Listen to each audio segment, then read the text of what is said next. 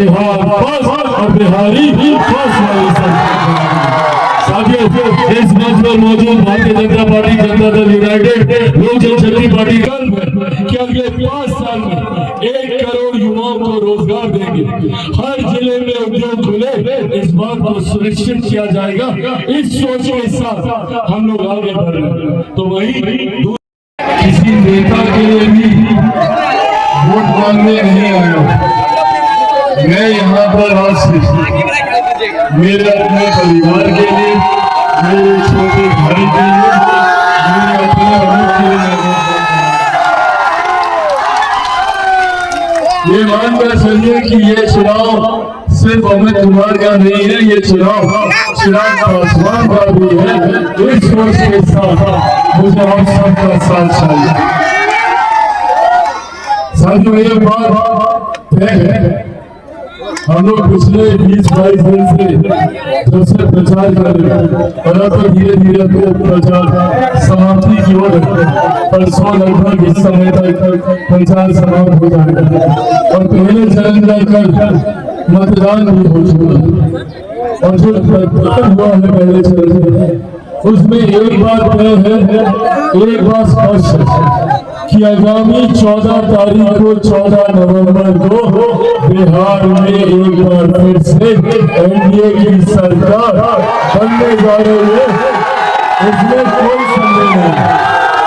आप में से किसी को संदेह है इस बात का? बन रही है ना एनडीए की सरकार, बनेगी ना मजबूत सरकार। तो अब जब एनडीए की सरकार बनने ही जा रही है तो ऐसे में जरूरी है, बेलसर विधानसभा के विकास के लिए जरूरी है कि यहाँ से जिस प्रत्याशी को जिताकर आप बिहार की विधानसभा में भेजने का काम करें, वो प्रत्याशी मुख्य धारा का विधायक होना चाहिए, वो नेता सत्ताधारी पक्ष का विधायक होना चाहिए, वो प्रत्याशी जब एनडीए की सरकार बनने ही जा रही है तो वो एनडीए का विधायक होना चाहिए। लोक जनशक्ति पार्टी रामविलास का विधायक होना चाहिए। विधायक के रूप में मेरे छोटे भाई अमित कुमार वहां पे होने चाहिए। काफी ईमानदारी से करेंगे।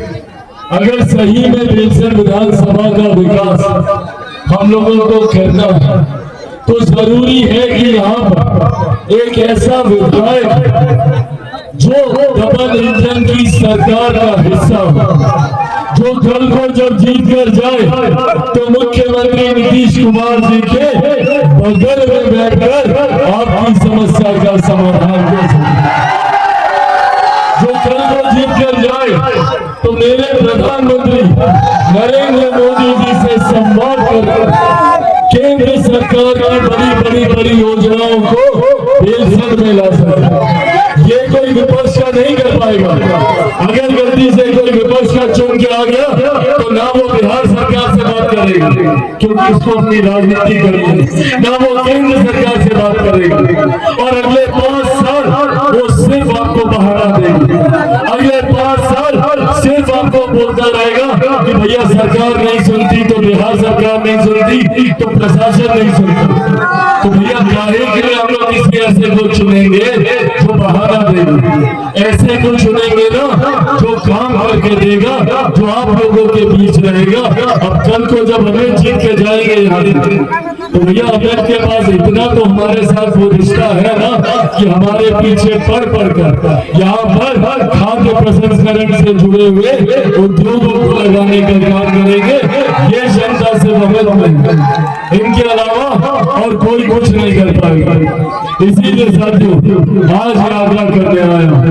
एक तरफ हमारी केंद्र की डबल इंजन की सरकार जो केंद्र और राज्य को आगे लेकर चल रही है और आपको इसी बात से आपको अंदाजा लगेगा कि पिछले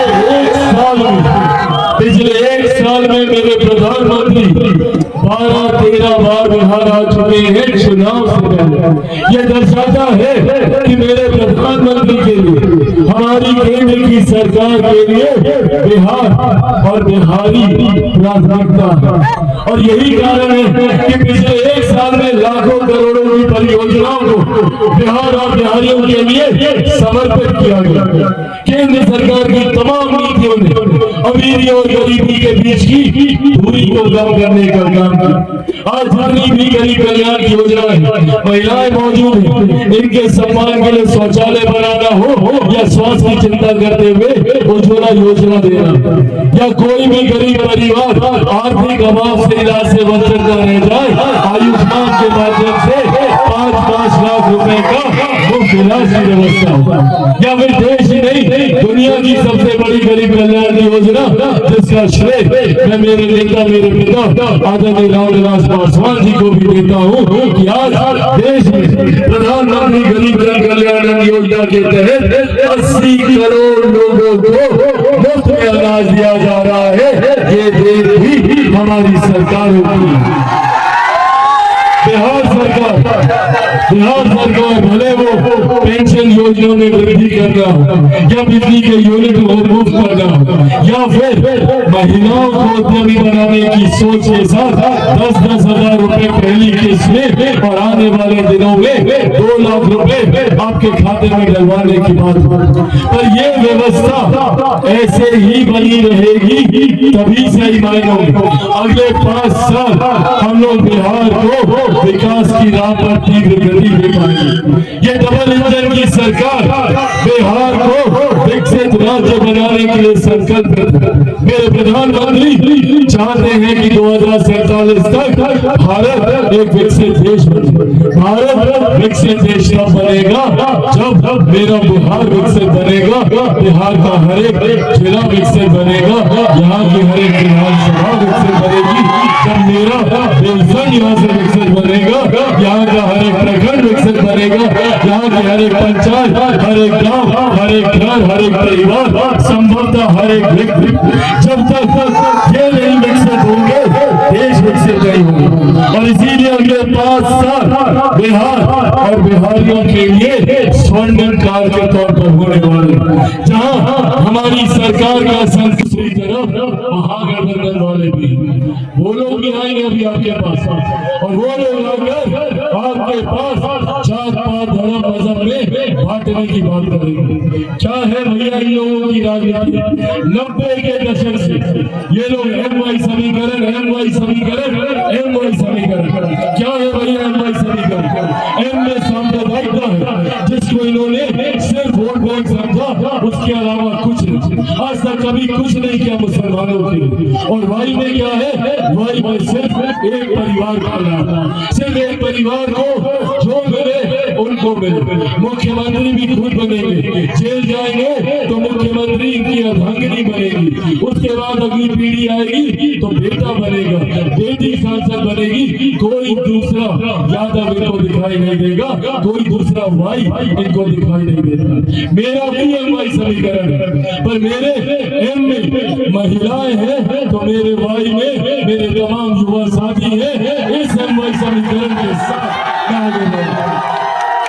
जात पात धर्म मजहब से उठकर आगे बढ़ने का प्रयास कर रहा हूँ, और ये जरूरी है साथ, जरूरी है। बिहार का नुकसान हम लोगों को इस जातीय व्यवस्था के बंटने की वजह से हुआ। आज जात पात धर्म मजहब में बांटकर हम लोगों को ये लोग अपनी राजनीतिक रोटियां सेकते, अपने घर महल बनाते, और हम लोग धूप गर्मी धूल मिट्टी बरसात में ऐसे ही पड़े रहते। इसीलिए अगले 5 साल महत्वपूर्ण होंगे। ये डबल इंजन की सरकार मेरे प्रधानमंत्री और मुख्यमंत्री नीतीश कुमार जी मिलकर जिस तरीके से पूरा एनडीए गठबंधन एक साथ होकर सही मायनों में बिहार को एक विकसित राज्य बनाने की सोच के साथ हम लोग आगे बढ़ रहे हैं, ऐसे में जरूरी है कि बेलसंड से एक सही विधायक का चुनाव, एक ऐसा विधायक जो युवा है, जो कर्मठ है, जो आप लोगों के बीच का है, आप लोगों की समस्या को जानता है। ऐसे में कल को जब ये यहाँ से जीत कर जाएंगे तो जानकारी के साथ आपके लिए काम करेंगे। इनको कोई बरगला नहीं सकेगा। इनको जानकारी पढ़े लिखे जानकार व्यक्ति जो सही मायनों में आपकी हर समस्या का समाधान करके देंगे। और भैया आपके पास तो डबल ऑफर है, दो ऑफर है आपके पास।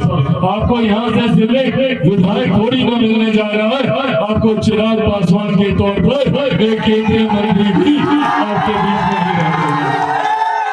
हमें मेरे छोटे भाई ये आगे सुचारू ढंग से कार्य कर सके, निरंतरता में मेरे मार्गदर्शन में रहकर मेरे साथ चल ये अपने क्षेत्र का विकास कर सके, ये जिम्मेदारी मेरी भी रहेगी। इसीलिए साथियों आज बस यह आग्रह करने आप लोगों के बीच आया कि बिना किसी उलझन में पड़े हुए, और मैं चाहूंगा कि मेरी ये बात बेलसंड के हर एक गांव हर एक घर तक पहुंचे।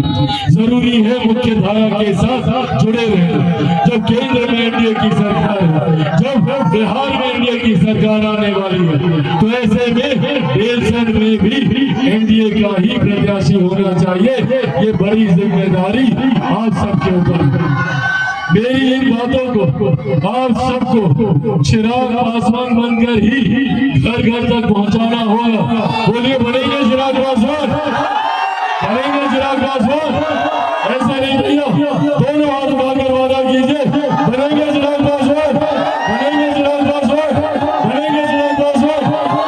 आप लोग बस अमित को यहाँ से जिता कर भेजे, बदले में विकसित बेलसंड मैं आपको बनाकर दूंगा। ये वादा मैं आपसे कर दूं।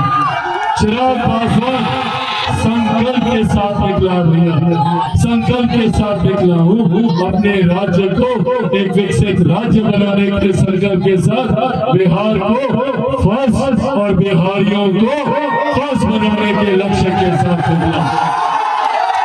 ऐसे में आप सबके आशीर्वाद के बिना मेरा ये लक्ष्य नहीं पूरा होगा। इसीलिए साथियों अंत में पुनः यह आग्रह करूंगा, एक ऐसा प्रत्याशी जिसको मेरे प्रधानमंत्री का आशीर्वाद प्राप्त है, जिनको मुख्यमंत्री नीतीश कुमार जी पसंद करते हैं, जो मांझी जी के साथ उपेंद्र कुशवाहा जी के समर्थन के साथ आगे बढ़ने का काम कर रहे हैं। ऐसे में जरूरी है, ऐसे में जरूरी है कि आगामी 11 तारीख को अमित कुमार जी को भारी मतों से विजय करना। 11 तारीख को जाइएगा ना वोट डालने। कितना नंबर पर वोट डालिएगा? कितना नंबर? सबको पता है? 1 नंबर दिखाइए सब लोग। 1 नंबर, 1 नंबर, 1 नंबर, 1 नंबर। और छाप कौन सा रहेगा? कौन सा छाप? कौन सा छाप? ये दिखाएगा। अमित कह रहे ये दिखाने के लिए आपको। अरे प्रभु ये गाय के लिए दिखाएंगे, हम अपना चुनाव जब अपने साथ लेकर आए, इस पर बटन दबाना और इस पर बटन दबाकर आप मेरे प्रधानमंत्री नरेंद्र मोदी जी के सोच वाली सरकार बनाएंगे, मुख्यमंत्री नीतीश कुमार जी के अनुभव वाली सरकार बनाएंगे, आदरणीय जीतन राम मांझी जी के साथ वाली, उपेंद्र कुशवाहा जी के समर्थन वाली, और चिराग पासवान के हिंदुस्तानी अवाम मोर्चा, राष्ट्रीय लोक मोर्चा के तमाम वरिष्ठ पदाधिकारी साथी मौजूद इस सम्मानित मंच पर विभिन्न नगर पंचायतों से आए हुए हमारे तमाम मजबूत पदाधिकारी साथी मौजूद, यहाँ पे गठबंधन के तमाम कार्यकर्ता साथी, प्रेस मीडिया के हमारे पत्रकार साथी, और एक बार फिर से आदरणीय बुजुर्गों, माताओं, बहनों, मेरे तमाम नौजवान युवा साथियों, यहाँ पर आने के लिए, मेरी बातों को सुनने के लिए और अपना समर्थन देने के लिए बहुत बहुत धन्यवाद। अब अगर आप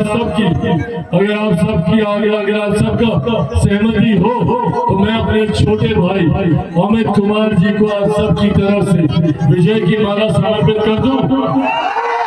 पक्का आशीर्वाद है तो जोरदार ताली बजाकर आप लोग अपना आशीर्वाद दें।